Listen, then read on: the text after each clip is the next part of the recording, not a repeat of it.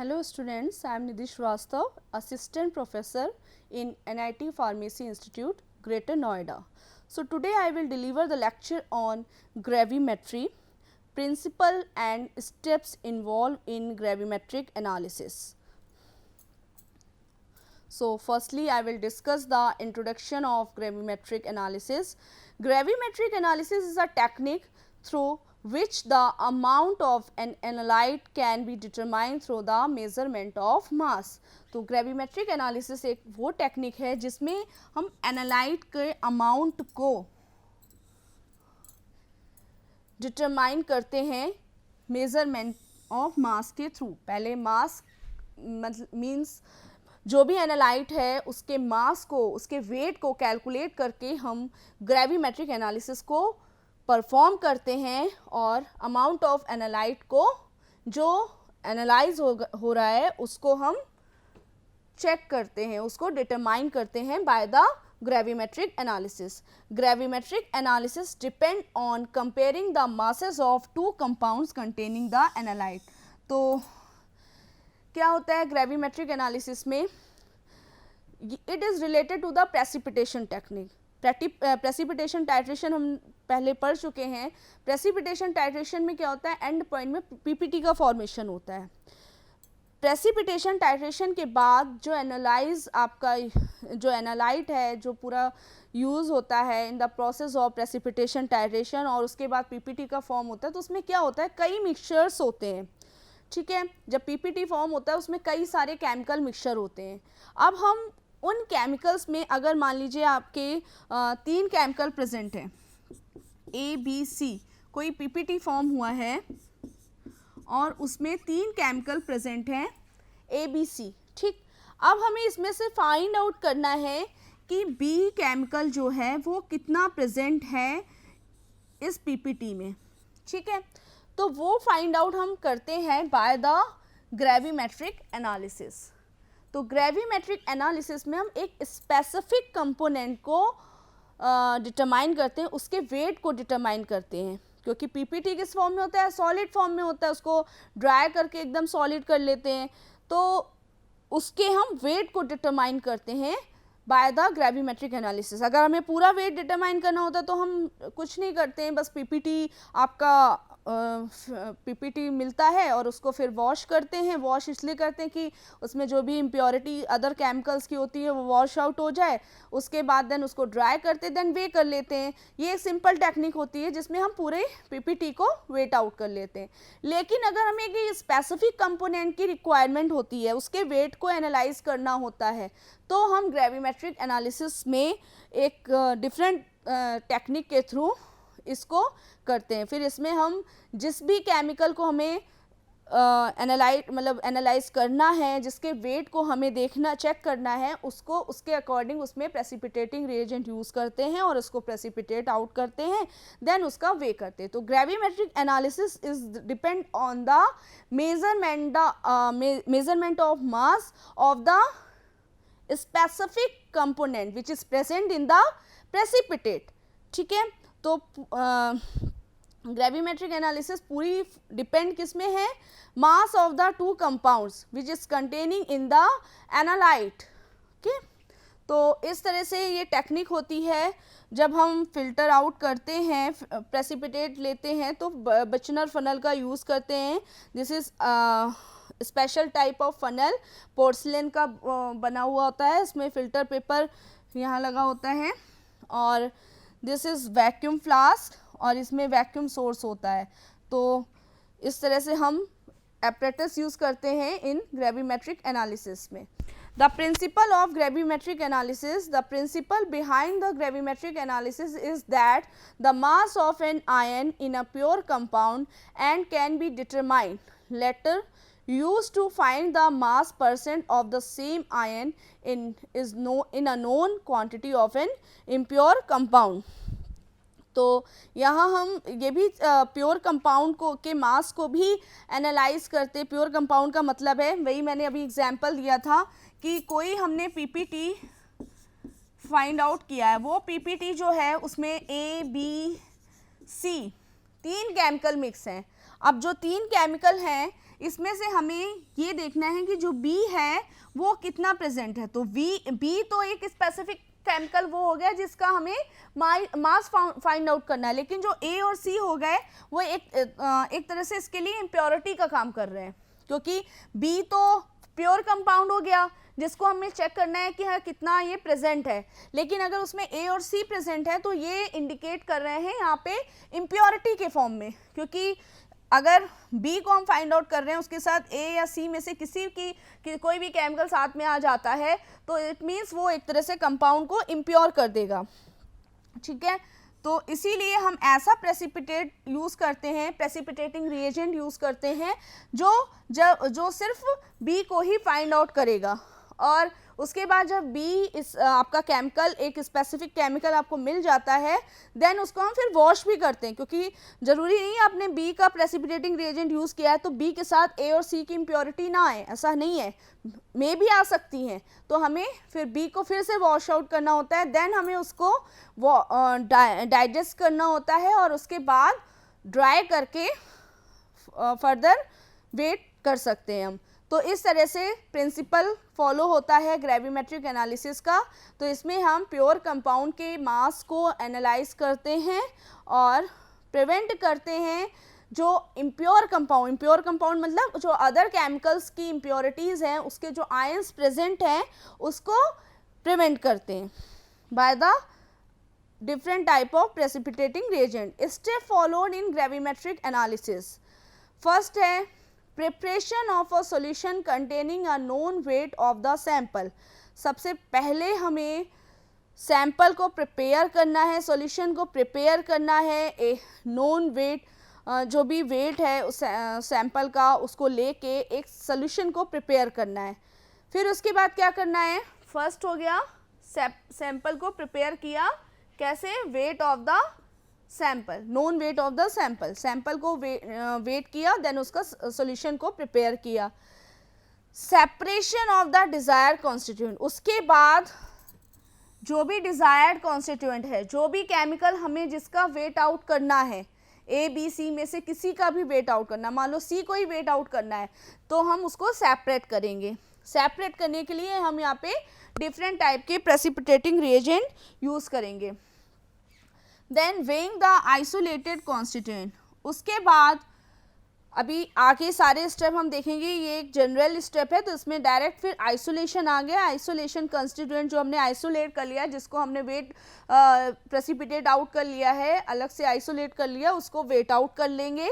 Then computation of the amount of the particular constituent in the sample from the observe weight of the isolated substance. Last में हम उसको जो भी आपका amount है उसको कैलकुलेट कर लेंगे बाय द कंप्यूटेशनल मेथड और जो भी उसका फॉर्मूला है उसके थ्रू, और आइसोलेटेड सब्स्टिट्यूएंट को उससे उसके वेट से मैच कर लेंगे।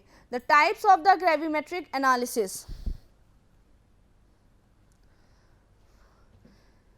so there are 4 fundamental types of gravimetric analysis, of which there are 2 types involving changes in the phase of the analyte to separate it from the rest of a mixture resulting in a change mass।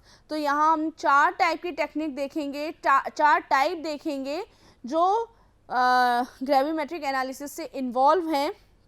Gravimetric analysis की एक तरह से ये technique है कि किस तरह से हम कर सकते हैं ग्रेविमेट्रिक एनालिसिस को। तो first is volatilization gravimetry. Volatilization नाम से ही समझ में आ रहा है कि it is related to the material which can be evaporate, जो इवेपोरेट हो सकता है क्योंकि वोलाटाइल मैटर है। तो volatilization gravimetry involves the separating components of our mixture by heating और केमिकली डिकम्पोजिंग द सैंपल। तो इसमें वो वोलाटाइल करके मतलब ग्रेविमेट्री के थ्रू जो भी केमिकल है उसको हीट करा के उसे डिकम्पोज कराते हैं सैंपल को, और जो उसमें से वोलाटाइल मटेरियल होता है उसको फाइंड आउट कर लेते हैं।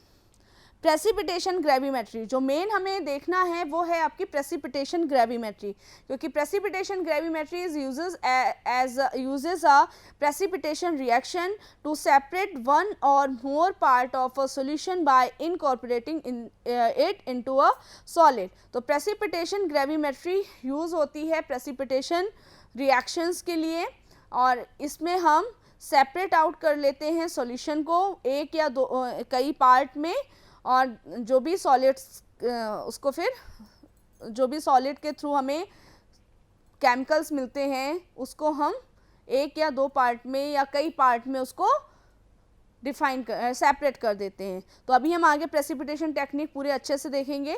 देन आता है electrogravimetry. Electrogravimetry is a method use to separate and quantify ions of a substance usually a metal.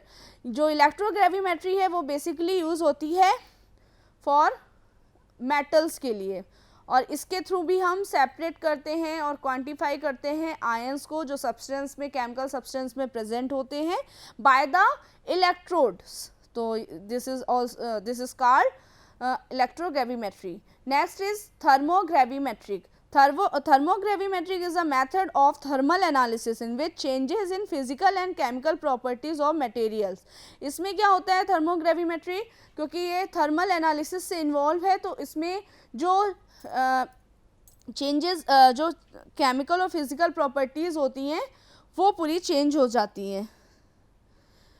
Measured as a function of increasing the temperature और as a function of time. तो इसमें जो भी temperature को increase करा के, time को increase करा के जो भी कंपाउंड है उसकी फिजिकल और केमिकल प्रॉपर्टी को इंक्रीज़ करते हैं। देन थर्मल एनालिसिस के थ्रू ग्रेविमेट्रिक एनालिसिस फॉलो होती है। तो advantage of a gravimetric analysis, if the methods are followed carefully it provides exceedingly precise analysis. अगर मेथड अच्छे से फॉलो किया गया है तो ये बहुत अच्छी मतलब प्रिसाइज एनालिसिस होती है। इसमें जो रिजल्ट होता है वो प्रिसाइज होता है। It is use to the determine atomic masses of many elements of 6 figure accuracy. और ये बहुत सारे एटॉमिक मास को डिटरमाइन करने के लिए, बहुत सारे एलिमेंट्स के एटॉमिक मास को डिटरमाइन करने के लिए यूज्ड होती है। It provides a little room for instrumental error and does not require a series of standard for calculation of unknown. तो इसमें किसी भी तरह की क्योंकि इसमें इंस्ट्रूमेंट ज़्यादा यूज़ होते नहीं हैं, तो इस वजह से इसमें इंस्ट्रूमेंटल एरर आने की चांसेस भी नहीं होते हैं। सिर्फ इसमें हम वेइंग बैलेंस ही बेसिकली ज़्यादा यूज़ करते हैं, तो इंस्ट्रूमेंटल एरर से ये फ्री होती है। उसके अलावा ये एनालिसिस चीप भी होती है और टाइम ड्यूरेशन मतलब स्लो तो नहीं बोलेंगे, ये कि टाइम इसका सही चलता है, मतलब बहुत ज़्यादा फास्टर नहीं होने की वजह से ये जो रिज़ल्ट है वो बहुत एक्यूरेट देती है। तो इसलिए gravimetric analysis the best technique for the calculating the mass of the chemical substance.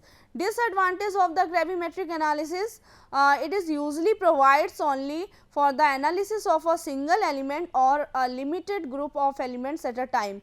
और क्योंकि ये स्लो होती है, मैंने बताया ये मतलब बहुत ज़्यादा फास्ट इसको करने से क्या होगा, रिजल्ट एक्यूरेट नहीं हो पाएगा, तो इसको बहुत स्लो प्रोसेस करते हैं और एक सिंगल एलिमेंट को ही एनालाइज करते हैं एट अ वन टाइम में, ठीक है, और limited group of elements he analyse कर सकते हैं at a time.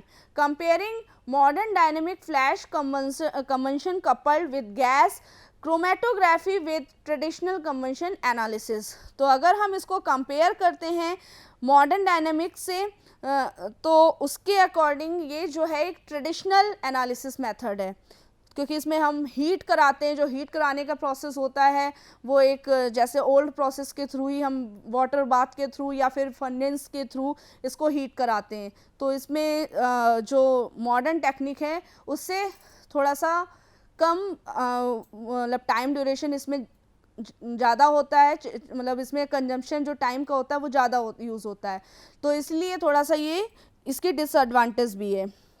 Now the steps of a gravimetric analysis, first is the preparation of the sample, then precipitation।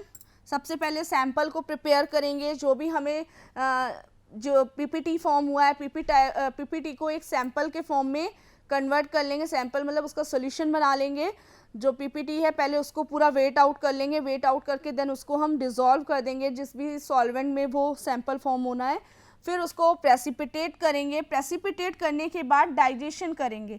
Digestion क्या प्रोसेस होता है, एक ओसवाल्ड रैपनिंग का प्रोसेस होता है। इसमें क्या होता है, जो छोटे फाइन मतलब छोटे पार्टिकल्स होते हैं ये डाइजेस्ट होके बड़े पार्टिकल्स में चेंज हो जाते हैं। तो this is the process of digestion. After the digestion we perform filtration. After the filtration washing applied.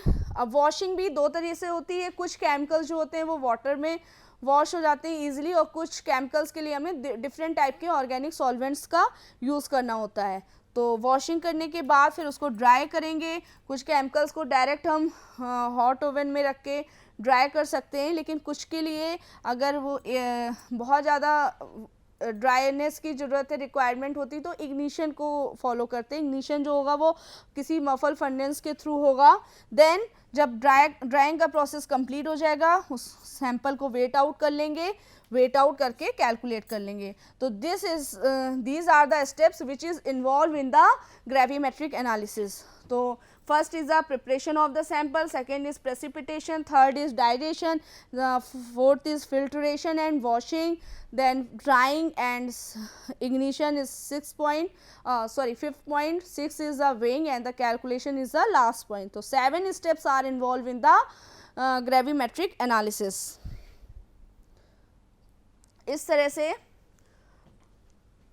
Beaker के थ्रू हम मतलब फॉलो कर सकते हैं स्टेप्स को। पहले हम सॉल्युबल करेंगे, सैंपल प्रिपेयर किया, डिज़ोल्व कर लिया, स्टेप 1। फिर इसके बाद इसमें जो प्रेसिपिटेटिंग रिएजेंट डाला, प्रेसिपिटेटिंग रिएजेंट क्या करेगा, प्रेसिपिटेट आउट कर लेगा जो आपको केमिकल, जिसका स्पेसिफिक केमिकल जिसका हमें वेट चाहिए होगा, तो वो इसको प्रेसिपिटेट आउट कर लेगा।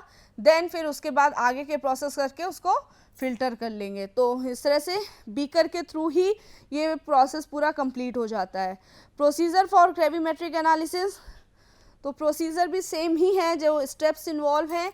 एनालाइट और सैंपल सेलेक्टिवली कन्वर्ट कर सकते हैं। Precipitation form in insoluble form, filtration, separate the precipitate, then drying, igniting, weighing, calculation. तो the steps and the procedure same for the gravimetric analysis.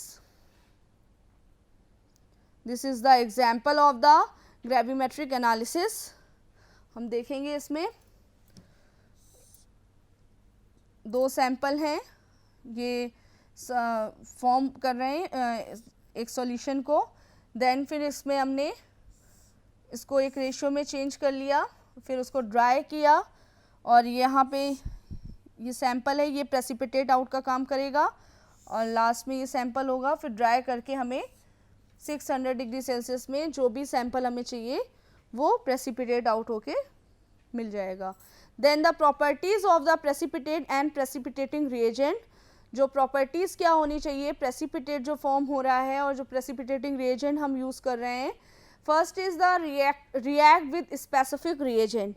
जो भी आपका प्रेसिपिटेटिंग रिएजेंट है वो एक स्पेसिफिक रिएजेंट से, जो भी प्रेसिपिटेट है वो एक स्पेसिफिक रिएजेंट, जो उसका स्पेसिफिक रिएजेंट है उसी से ही कंबाइन करना चाहिए, उसी से ही रिएक्ट करना चाहिए। ठीक है, मैंने बताया ना, जैसे हमने 3 केमिकल लिए हैं, तो A B C मान लीजिए 3 केमिकल हैं, तो तीनों के जो प्रेसिपिटेटिंग रिएजेंट होंगे वो कुछ और होंगे, क्योंकि मेटल्स के लिए प्रेसिपिटेटिंग रिएजेंट कुछ और होते हैं, ऑर्गेनिक कंपाउंड्स के लिए कुछ और होते हैं, क्योंकि हम 3 टाइप के आपके बात करते हैं, मेटल्स भी हो सकते हैं, इनऑर्गेनिक कंपाउंड्स भी हो सकते हैं, ऑर्गेनिक कंपाउंड्स भी हो सकते हैं। तो जो भी आपके कंपाउंड हैं उनके जो प्रेसिपिटेटिंग रिएजेंट होंगे वो चेंज होंगे। जैसे मेटल्स के लिए कुछ और होंगे, इनऑर्गेनिक कंपाउंड्स के लिए कुछ और होंगे, ऑर्गेनिक कंपाउंड्स के लिए कुछ और होंगे। और इसमें जो प्रेसिपिटेटिंग रिएजेंट होंगे वो 2 फॉर्म में होंगे, एक इनऑर्गेनिक रिएजेंट के फॉर्म में होंगे and the second is the organic reagent. ठीक है, तो जो भी आपका पीपीटी है जिसको आपको प्रेसिपिटेट आउट करना, वो एक स्पेसिफिक रिएजेंट से ही रिएक्ट करना चाहिए, at least selectively with the analyte. और एनालाइट के साथ मतलब एक सिलेक्शन जो होना चाहिए वो प्रॉपर सिलेक्शन होना चाहिए। Easily filter and wash free of the contaminant, और जो भी आपका प्रेसिपिटेट है वो फिल्टर उसको ईजिली होना चाहिए, क्योंकि इसलिए हम बिशनर फनल का यूज़ करते हैं, क्योंकि बिशनर फनल के थ्रू फाइन पार्टिकल्स बहुत ईजिली आपके फिल्टर आउट हो जाते हैं और कंटामिनेंट फ्री हो जाने, वॉश भी फ्रीली अच्छे से हो जाने चाहिए, चाहे वो ऑर्गेनिक सॉल्वेंट से हो चाहे वो वाटर से हो। Next, unreactive with constituent of the atmosphere, atmosphere के प्रेजेंस में जो भी आपका पीपीटी है वो अनरिएक्टिव होना चाहिए, मतलब वो किस एटमॉस्फेयर में जो भी आपकी कार्बन डाइऑक्साइड किसी से भी वो रिएक्ट नहीं करना चाहिए। लो सॉल्युबिलिटी, सॉल्युबिलिटी भी लो होनी चाहिए, लो सॉल्युबिलिटी होगी तभी आपका पीपीटी फॉर्म होगा, अगर सॉल्युबिलिटी ज़्यादा होगी, क्योंकि precipitation fully depend on the solubility product is indirectly proportional, क्योंकि सॉल्युबिलिटी प्रोडक्ट अगर ज़्यादा है तो प्रेसिपिटेशन होगा ही नहीं, अगर प्रेसिपिटेशन मतलब सॉल्युबिलिटी प्रोडक्ट कम है तभी आपका प्रेसिपिटेट फॉर्म होगा, तो जो भी कंपाउंड है वो लो सॉल्युबल होना चाहिए। Next, known chemical composition after drying and ignition.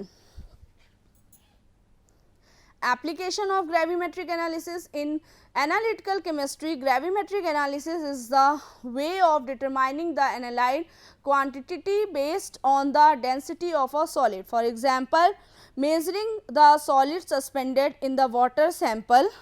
The collected solid are weighed until a known water volume is purified. तो यहाँ पे हम देख रहे हैं कि हमने कोई मेजर सॉलिड है उसको सस्पेंड किया है वाटर में, मतलब सस्पेंड मीन्स वाटर में डिज़ोल्व करा है, और उसमें से जो भी सॉलिड पार्टिकल है उसको हमने बाहर फिल्टर आउट कर लिया है, देन उसको वे कर लिया है और वाटर के वॉल्यूम जो भी है वो प्योरीफाइड वाटर का वॉल्यूम ही इन्वॉल्व हुआ है उसमें।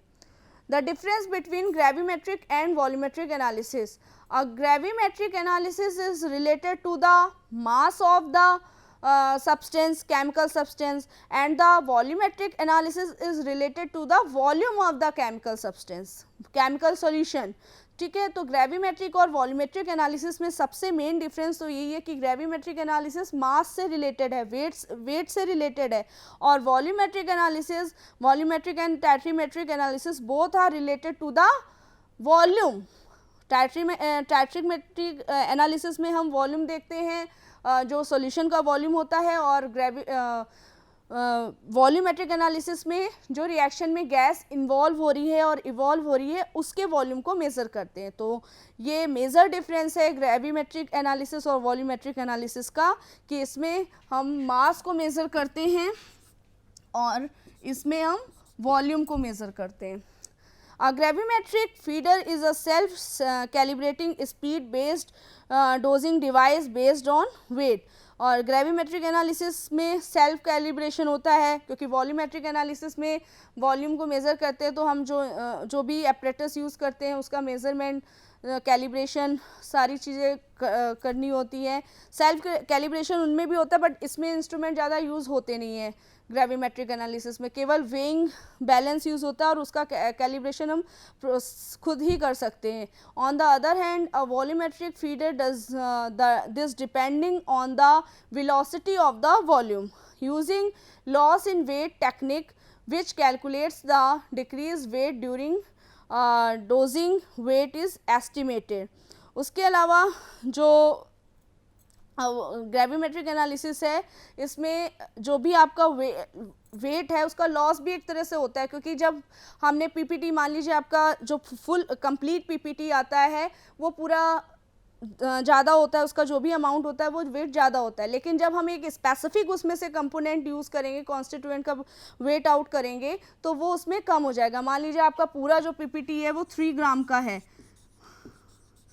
ठीक है, अब ए बी सी ये तीनों का वेट है, लेकिन मान लीजिए हम इसमें से बी को ही सिर्फ लेते हैं, बी को ही सिर्फ प्रेसिपिटेट आउट करते हैं और उसका वेट अगर हम निकालते हैं तो उसका वेट ऑब्वियसली इससे कम होगा, मे बी ये 1 ग्राम भी हो सकता है और कम भी हो सकता है, तो वेट भी लॉस होता है इन ग्रेविमेट्रिक एनालिसिस में।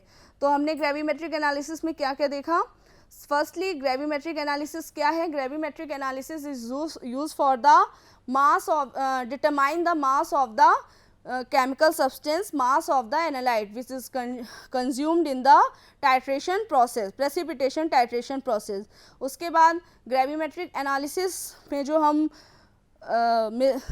apparatus यूज़ करते हैं, एक आपका बिचनर फनल होता है और वैक्यूम फ्लास्क होता है. इसके अलावा हम इंस्ट्रूमेंट जो यूज़ करते हैं वो वेइंग बैलेंस होता है. नेक्स्ट प्रिंसिपल जो है ग्रेविमेट्रिक एनालिसिस का, वो ये कहता है कि जो हम प्योर कंपाउंड हम उसको लेते हैं जिस स्पेसिफिक कंपोनेंट की हमको वेट एनालाइज करना होता है. मान लीजिए कई मिक्सचर हैं, उसमें से जिसका हमें वेट एनालाइज करना है सिर्फ हम उसको ही वेट आउट करते हैं, तो उसको हम बोलते हैं प्योर कंपाउंड. और जो उसके आसपास के केमिकल्स होते हैं उनको बोलते हैं इम्प्योर, क्योंकि वो इम्प्योरिटी कॉज करते हैं वहाँ पे. जब क्योंकि हमें स्पेसिफिक केमिकल को वेट आउट करना है, तो वो इफ़ वो 1 ग्राम है और उसके आसपास जो केमिकल अगर उसका वेट आ जाएगा तो उसकी जो मेन स्पेसिफिक केमिकल है उसमें उसके वेट में वेरिएशन आ जाएगा. तो इसलिए वहाँ पे जो दूसरे केमिकल प्रेजेंट हैं जिसको हमें वेट आउट नहीं करना है, तो वो आपके इम्प्योरिटी होते हैं. तो यहाँ पे हम ये भी बोल सकते हैं प्रिंसिपल के अकॉर्डिंग कि जो आपका ग्रेविमेट्रिक एनालिसिस है, it is use for the determine the mass of the pure compound and prevent the ions of the impure compound. उसके अलावा steps, 7 steps involve in the gravimetric analysis. First is the preparation of the sample, then precipitation, then digestion, then filtration and washing, then drying and ignition, weighing और last is calculation.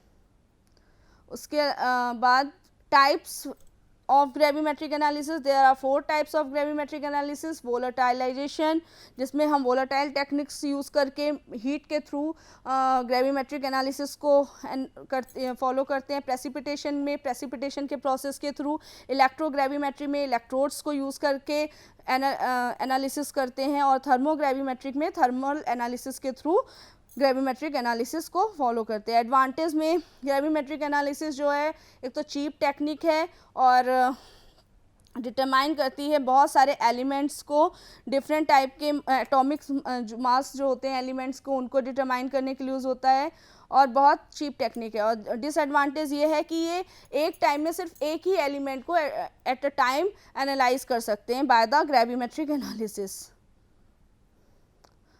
Properties ये थी कि react करना चाहिए specific reagent के साथ और analyte जो है वो selectively, at least 1 analyte is selectively और इजली फिल्टर्ड होना चाहिए.